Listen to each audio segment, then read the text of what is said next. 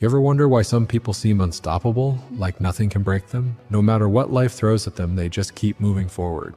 What's their secret? It's one simple habit. And once you master it, you'll never look back.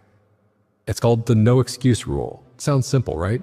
But trust me, this one mindset shift will change everything. Most people let excuses control their lives. I don't have time. I'm too tired. I'll start tomorrow.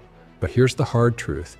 Excuses are the one reason people stay stuck. Unstoppable people, they don't negotiate with excuses. They get up even when they don't feel like it. They do the work even when it's uncomfortable. Think about someone like Elon Musk, Virat Kohli, or even your favorite YouTuber. Do you think they felt like showing up every single day? No, but they did it anyway.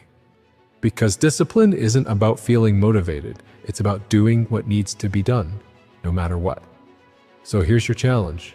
For the next 7 days, anytime an excuse pops into your head, ignore it. Push through, see what happens.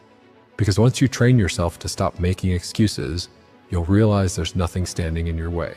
Now go to be unstoppable. If this hit home for you, hit that like button and drop a no excuses in the comments. Let's grow together.